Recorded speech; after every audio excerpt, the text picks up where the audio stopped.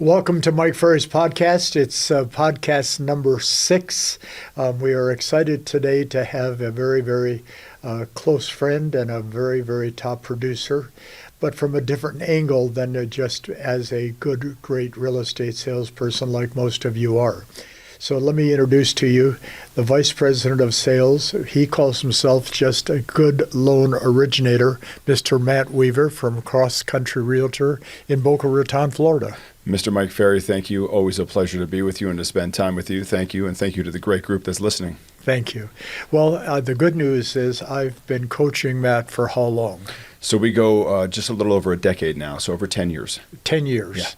Yeah. We both had dark hair. Yeah, mine was a lot darker, no doubt about it. But listen, it's baby powder, so yeah, that's what right. I tell everyone. It works every time, that's for sure. Matt has been an incredible producer. In the state of Florida, he's been number one for, 6 years in a row? 6 years for the state of Florida, yes. And that's a big deal because that's a big state for people moving in, moving out all the time. Yeah. So that's impressive. But you, in 2022, you accomplished something that everybody dreams about. Probably very few people ever have the good fortune to accomplish. Tell them what you accomplished. Sure. It was actually 2023 is when I hit most closed transactions in the nation against all companies, all competitors, which was something that was really special to me. It was a goal of mine for many years to hit. I primarily wanted to show my children, both Alexander and Stella, that you can pick any craft and you can go to number one in whatever craft you want. So it was really important for me to hit that, and that was 2023. Now, I didn't get it in 24, but I'm going to be getting it back soon. Yeah. Well, how many transactions did you close in 23? It was close to 1,600 closed transactions. 1,600. Yeah. Now, I'm not an expert on the mortgage side as like you and Avi are. Avi is his partner who's sitting in the studio also. And I'm far from an expert on most things, but 1,600 sounds like a really lot of closed escrows, or what we call closed escrows, closed transactions. Yes. I've always been told that if a loan officer does 15 to 20 loans in a month, it's a pretty substantial loan officer. Yes, that's a highly productive loan officer. What I did, Mike, my story, so I've been in the industry for 27 years, but really my story dates back to 2010. It was at that time that my wife and I, Nadia, we were expecting our first child, Alexander. And I really made it a conscious decision. For those that have children out there, that extra motivation, that fire comes in you. And so I made a conscious decision in 2010. I sat down with my wife. I sat down with my parents, my father, may he rest in peace. And I said to them, I'm really going to go all in on my business.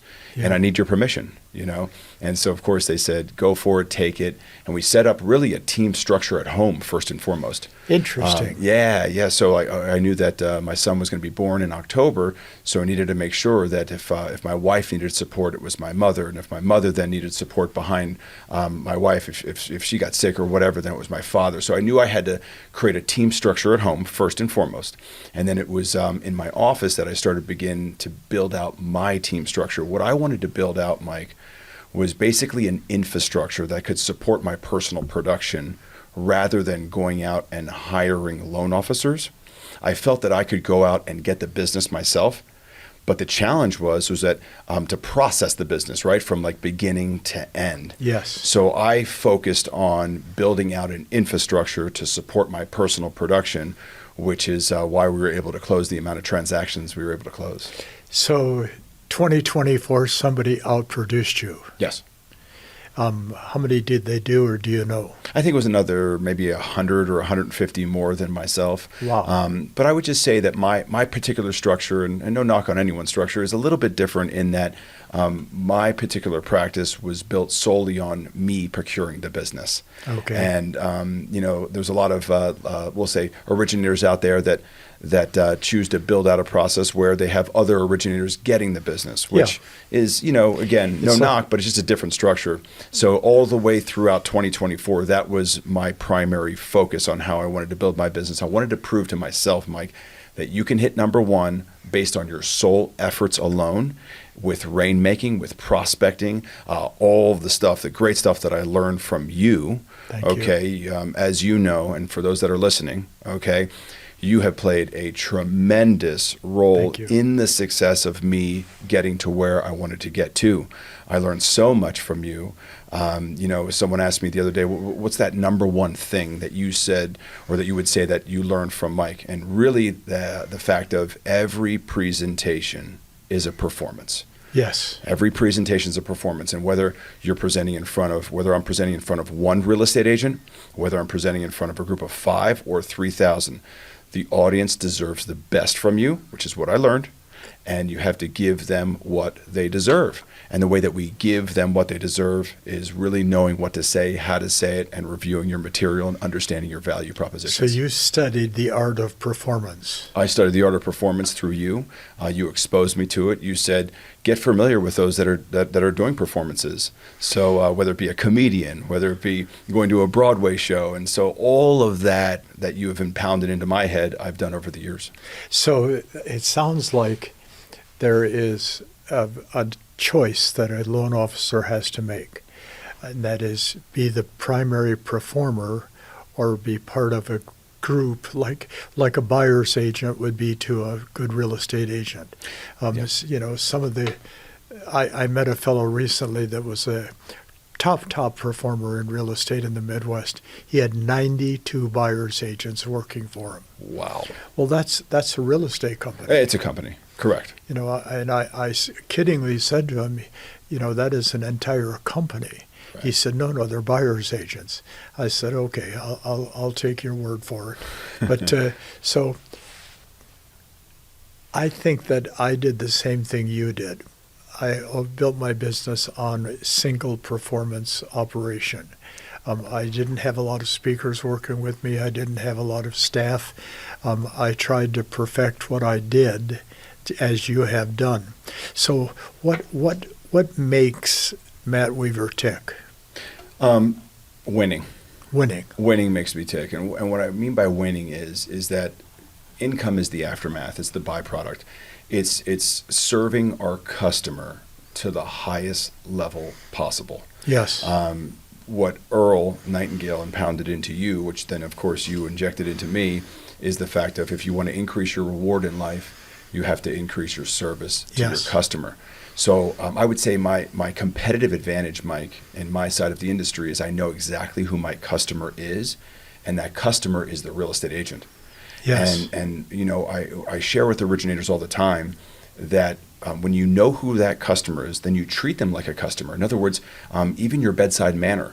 I don't speak to them like a pal or a friend. They deserve the ultimate professional. Yes. They deserve the ultimate professional, just like how a great server at a restaurant would talk to you as you sit down. They're not going to come over and say, "You want a water?" They're going to ask you, flat or sparkling. Yeah. May I tell you tonight's specials? This is how we communicate with our customer, which is the agent. So ranging from myself all the way through my entire team and operations, we speak to our customer like the customer. So how big a team do you have today supporting what you do? Well, right now we just added some new. We're in the process of really adding a lot more to our structure now through a lot of merger. Okay, today. So right now we're at about 93 great people to take 93? To take us on the next phase of our business. So we're evolving into some other special avenues of the business, and so it's going to be a really great thing. But we're at 93 people today. Wow, that is a big team. Yeah. And you're the primary still loan originator. We are taking a little bit of a different path right now. So now we're adding more what we call rainmakers to our structure. The way that we look at it, Mike, is if you think about it, singleness of purpose is the key to production. We know that. And so when you look at a typical loan originator, they're in multiple lanes. They have to prospect. They have to take applications. They have to understand underwriting guidelines. So they have all these different personalities, right? Yes. And so what we formulated within the Matt Weaver team structure is really singleness of purpose, and we divided our structure into lanes. Okay. So everyone can identify what lane is that they're passionate about. So example, someone who's a rainmaker is someone who wants to go out, prospect, go meet with agents, go present to agents. Okay, that's a lane. Yeah. Versus someone who's an advisor on our within our team. An advisor is someone who takes applications, consults home buyers. Those are two different personalities. Yeah, right? two different styles. Exactly. But a typical originator has to do all of those functions. Where what I've discovered over the years is really when you find that single lane of purpose, you can really excel at a high level. So that's why we've recently added on several different new team members, a lot of which were great producers, but they're in that single lane of purpose and they're excelling at a high level. So you've segregated, found out what they did best, and then have them do that only versus trying to do everything. That's exactly correct. Okay. And I think what we're seeing the great results of that because people are in the lane that they want. If you think about it, like I said, most originators, are really across the board. They have to wear too many hats and they don't hit that self-actualization. They don't hit peak performance. Yeah. Because that's why you typically see their production go up and down, up and down. Where with us, I'll give you an example.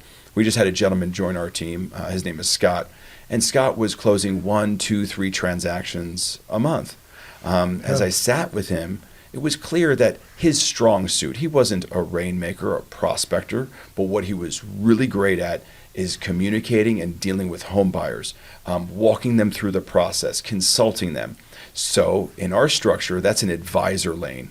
Yes. So we placed him in that lane. He's been with us, Mike, for 90 days and just last month closed 16 transactions. Wow. Yeah, so he's excelling because he's in that single lane, singleness of purpose. So why wouldn't, and I ask this question because I'm asked all the time, I teach people to prospect, lead follow-up, pre-qualify, present, close. And then I teach them to duplicate that, as you know, because we've talked about it many times. And then we've talked about adding staff to do certain roles so they can spend more time doing what they do best. Why is that not common to your industry? I think our industry is just plagued with really a sole practitioner mindset. Like a sole practitioner mindset when you think about it, right? I'll give you an example. I was asked to speak in front of a group of originators, and I said, if the typical loan originator owned a pizzeria, they would work the register, they'd knead the dough, they'd put the slice in the oven, and they'd bring it to your table, and they'd probably be the delivery driver. Okay? So at some point, we have to say to ourselves, what if we got a pizza maker? Yeah. What if we got a server? Yeah. Maybe we'd sell more pizzas. So I think a lot of the times is that people don't want to let go. But the truth of the matter is that not letting go is really a leadership problem, in my opinion. Yes. Okay, because of course, if you don't have a scripted process, Yep. like you've taught us, a scripted process, if you don't have standards in which your team or structure is going to operate from or with, then how can you lead? That's right. Well, you can't, but what you do is you pretend. Exactly. And, I get a kick out of, I'll see an agent, meet them at a seminar, and they're doing, say, 12, 14 deals a year, which by all standards is very successful in real estate, especially with the average sales price being what it is today. And I'll say, do you have an assistant? No, I don't do that kind of stuff. Right. I said, what do you mean you don't do that kind of stuff? Well, I don't do that kind of assistant stuff. I don't have a team. I said, do you think by chance not having an assistant limits your productivity? Well, I don't want to go down that path. I say, okay, talk to this guy instead. Yeah, exactly. But why is that so common for your industry and the real estate industry? It's just common because it goes back to getting into the industry and really having that sole practitioner mindset. Yes. Me. Yeah. Where, I don't want to let go, or they're afraid of delegation. Yeah. I think the way to overcome that, in my opinion, is to first have a set process. Yeah. from beginning to end. So I was talking with some originators, and perhaps this is applicable to real estate agents. I said to them, think about it. What do you want your process to look like from the onset of the pre-approval process? So, hi, I'd like to get pre-approved, through to funding and all the micro steps in between. What does that process look like? And then what are your standards, right? Yeah. And so you wrap your standards around your process, and then you can delegate more and lead more, because you don't have to be this great leader. What happens is that you're sharing with them, on them meaning the new team member, on what to do and where to do it and how to perform. Yeah. And so that's been my recipe for success these past 15 years. Is my process from beginning to end has been the same through and through. Now, of course, we add and tweak and modify. Sure. But we have a set process, but we have a lot of standards also wrapped around it. So what are those standards? So first of all, we operate 7 days a week from 8 a.m. to 9 p.m., 364 days a year. As an example, every home buyer that calls in, we want them to go to application. We never pre-diagnose. So, in other words, in my industry, a lot of originators will ask a lot of questions, 10, 15, 20 questions before even doing anything with the customer. And they're really doing that to guard their time. Yeah. Is this customer worthy? Where we look at it as everyone's worthy, let's give them the time up front so they know exactly where they stand. So that's a standard that we have. Yeah. So all these standards I have written out, so now it's easier to lead my team and to delegate more, because all they have to do is just operate to the standards. Yes.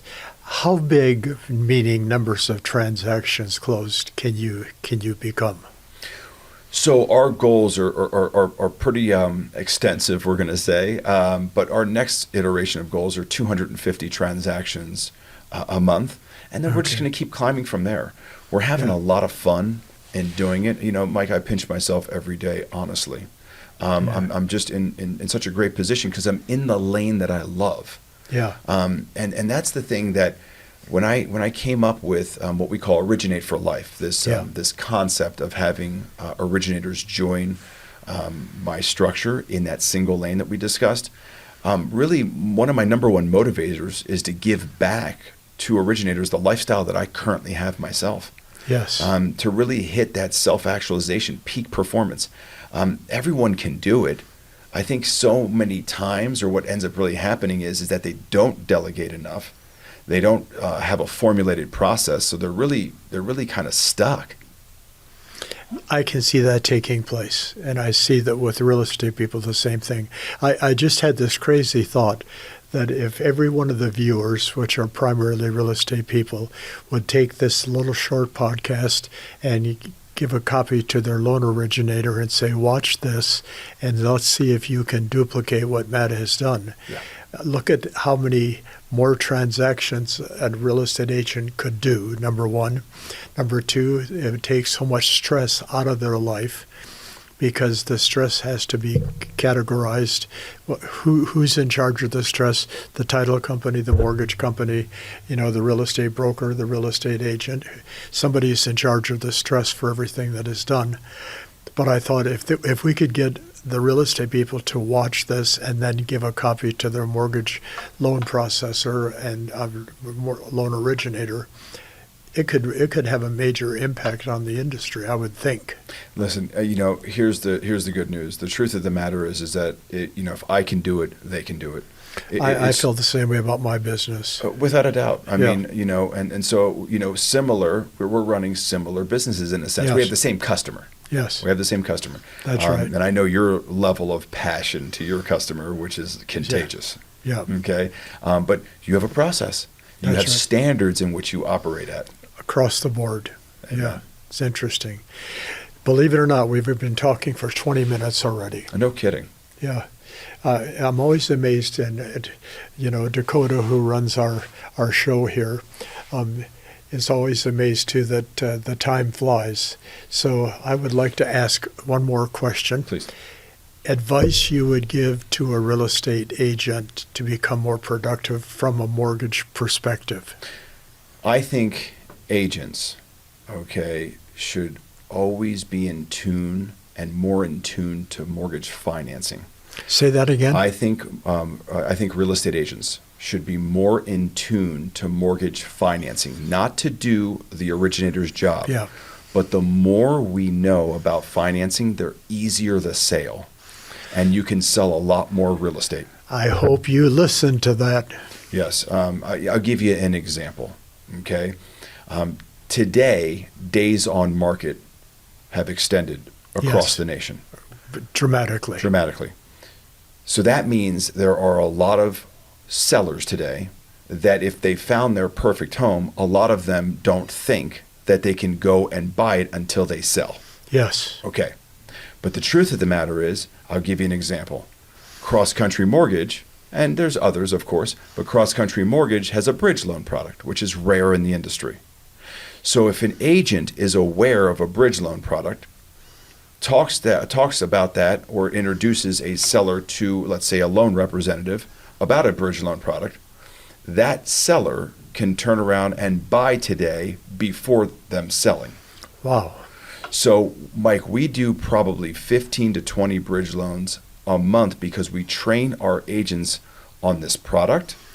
So you're creating transactions for the agents. That's exactly correct. So I was talking with a great group of agents, and I said, okay, you have a homeowner today that is selling with you. Okay, so you have their home on the market. Husband and wife, they drive through a neighborhood. They see their perfect home. Are they A, picking up the phone and calling you and saying, I know we don't have an offer, but we want to go ahead and make an offer on this new home? Or B, are they just driving away and saying, we can't buy it? And most of the time, the answer the agents say is B. They're just driving away.